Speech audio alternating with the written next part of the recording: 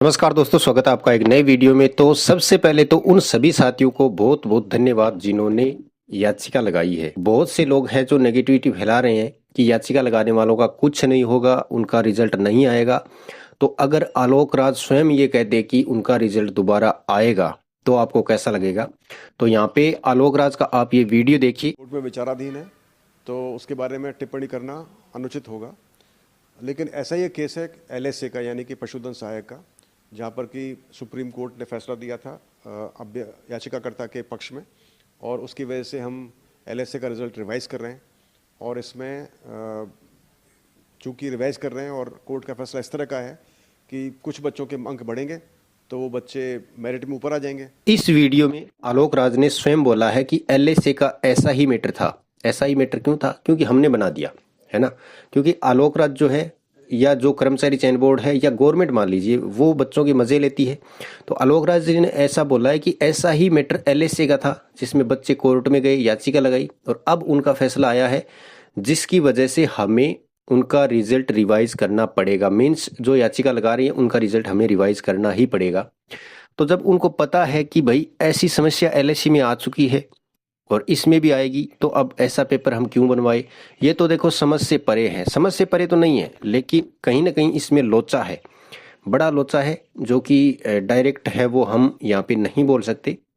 लेकिन फिर भी स्टूडेंट क्या कर सकते हैं? स्टूडेंट के पास में सीधा रास्ता नहीं है, स्टूडेंट के पास में एक इनडायरेक्ट रास्ता है, जो कि कोर्ट में जाए, फिर कोर्ट आदेश देगा, फिर रिवाइज होगा रिजल्ट। ये रास्ता है। तो आप देख सकते हो कि इतने सारे स्टूडेंट हैं, उन्होंने याचिका लगा दी है, जो मैंने जहाँ पे लगाई है उसी वकील साहब के पास।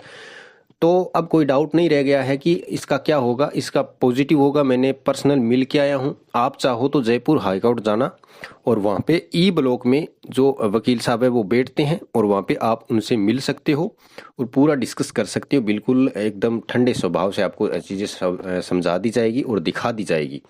तो आपको 1% भी डाउट नहीं रखना है। और आपको अगर लगता है कि नहीं ये तो गलत चीज़ है, हमें याचिका नहीं लगानी है, तो आप मत लगाइए। कोई आपके साथ है ना, कोई जोर जबरदस्ती नहीं है।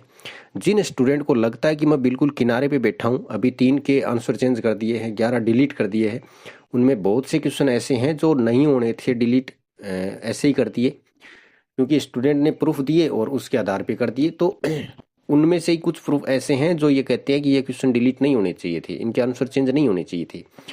तो वो फिर देख लेना, इसमें चेंज नहीं होंगे, और जो याचिका करता है उनका रिजल्ट रिवाइज करना पड़ेगा इनको।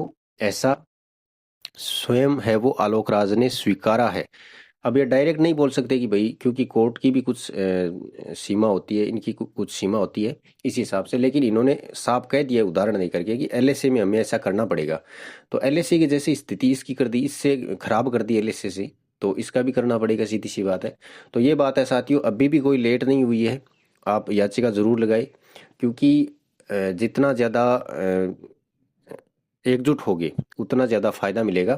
तो ये सूचना मैंने आपको दे दी है कि अब कोई डाउट नहीं होना चाहिए, क्योंकि बार बार कमेंट करते हो कि यार हमें विश्वास नहीं हो रहा है, कोई एग्जाम्पल दो, ये चीज़ें हैं। तो ये खुद आलोक राज ने आपको एग्जाम्पल दे दिया है।